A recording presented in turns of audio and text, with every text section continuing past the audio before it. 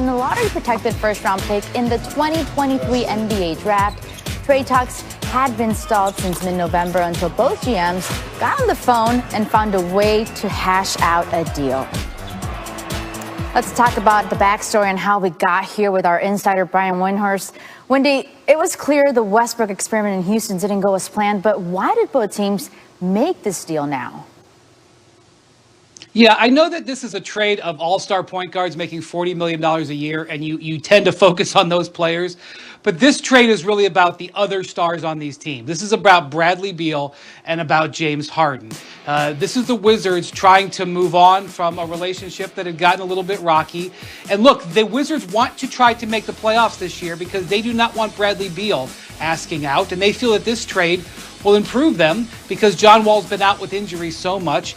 And in Houston, while I do not believe that this is going to save the Harden relationship, the Westbrook-Harden marriage had failed. And this is an attempt to try to keep things together as they try to start the season with James Harden on the roster. So very much about holding on to the other stars as the guys, as much as the guys who got traded. Now, you mentioned Wall and the injuries. He hasn't played the last 2 years as he's rehabbed his Achilles. What do you think is the potential that his comeback actually makes the Rockets better than when they had Westbrook? Yeah, so the Rockets wager here, I mean, they're getting a first-round pick in this deal, but the wager here is that he will be able to recover from this injury, and at age 30, with his 3 years and over $150 million left on his contract, that he will actually sort of age better than Westbrook. Now, there have been workouts in recent months with Wall in Los Angeles and Miami. His peers have seen him and reported back to the Rockets that he looks very good. Tony, this is a terrible injury to overcome, without question. But the Rockets are hoping that they can stitch something together and create some momentum with James Harden, and they hope that a surprising John Wall will be better in the short run and in the year 2 and 3 of this contract. We'll have to wait and see. Now, 14 combined All-Star appearances making moves in this blockbuster deal. Brian Windhorst, as always, appreciate the insight.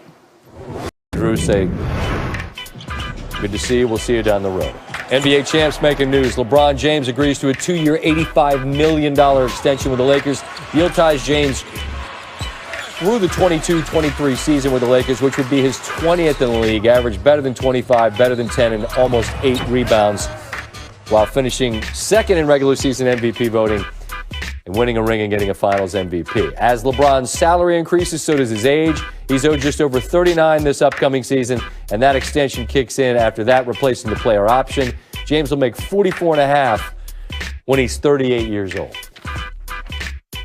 Hope Dave McMenamin enjoyed the 3 minutes off he got out of the bubble and the season getting ready to start. We're saddling back up and riding our Lakers horse here. I don't know that there's ever a bad time to take $80-some-odd million in guaranteed money, but why now for LeBron? It kind of follows the same playbook, Scott, that he had back in 2016. He wins the championship with the Cleveland Cavaliers.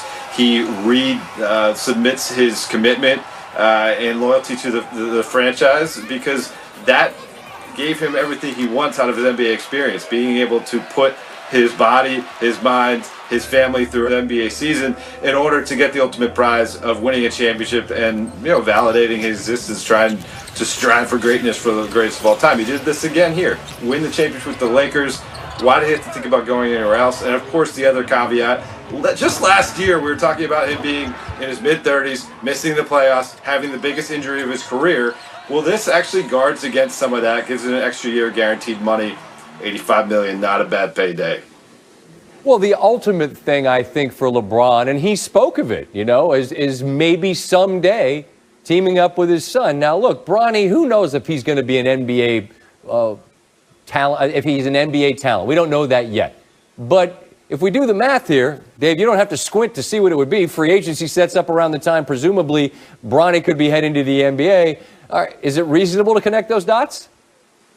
Yeah, certainly. I mean, think about it. LeBron put it out there in the 2017 finals that the greatest accomplishment of his career would be someday playing alongside his son in the NBA. This contract ends in 2023 at the same time that his son, Bronny, is slated to graduate from high school. Now, right now, with the current CBA, Bronny couldn't come right from high school to the NBA. But who knows if the CBA will have adjustments between now and then. And certainly, even if Bronny is not necessarily an outright lottery pick, if he's a borderline guy who you think could help your franchise potentially, while also be a guy who brings the gravitational pull of his father, who's one of the greatest players of all time, that's a real possibility. Sure it is. And I think it's reasonable, given the type of fitness and commitment to fitness, Dave, that LeBron has shown, to say, even like to a degree like Brady, even if his age starts with a 4, I think in LeBron's case, it's almost, he's got a little Benjamin Button quality. I think it's reasonable to think he could play competitively at that stage. Do you? I think so. And obviously, we just talked about that nearly season ruining injury a year ago with the groin tear. But listen, I mean, this will take him through 20 seasons in the league. He'll be just shy of his 39th birthday. Who's to say he could play 2, 3, 4 more years at that point? He's already pushed the envelope so far already. I wouldn't put anything past him. And certainly if he has that carrot of the motivating factor of playing alongside his son, you know that's enough to probably get himself to do those extra 3-a-day workouts in the offseason. Man, that's a hell of a lot of pressure on a young man named after his dad to be just good enough. You don't have to be as good as your dad. You just got to be good enough to play in the same league as him. We'll see if he's able to fulfill that promise, Dave. As always, appreciate the time. Be good, man.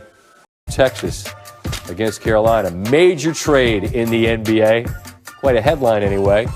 Rockets have agreed to trade Russell Westbrook to Washington for John Wall and a protected first in 2023. Wall hasn't played since the day after Christmas of 2018 and has 3 years and more than $132 million left on his contract. Westbrook joins a Wizards team built around Bradley Beal, who averaged the second most points in the NBA last season and yet somehow is still woefully underrepresented in terms of all NBA teams, in my estimation. Washington also has a sharpshooter, Davis Bertans, who got paid, was coveted this offseason. Lottery picks in the last couple of years, including Denny Avdia. Steve, do you think it's a playoff team? Yes. I agree. Part of it's the East, but... Correct.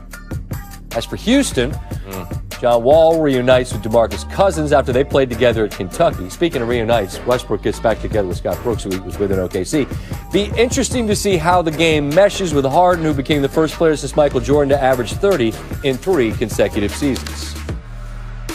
Adrian Wojnarowski, who blew up our rundown with his tweet about this news, joins us now. My guy Jeff and all of his Wizard buddy fans here in D.C. are bumming to see Wall, a perennial all-star, leave town. But Woj, he's a guy coming off an Achilles, and explosiveness was his calling card. What does Houston think they're getting in Wall?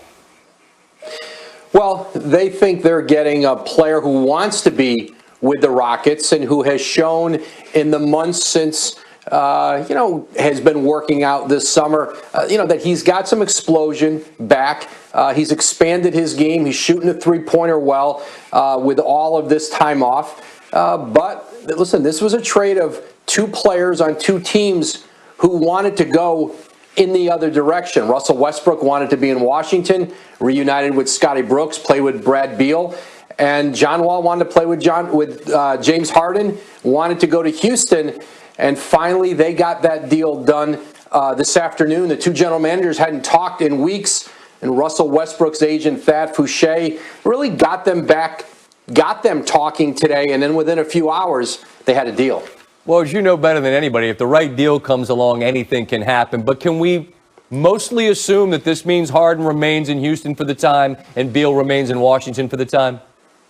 Yeah, our Tim McMahon was reporting today that Houston stance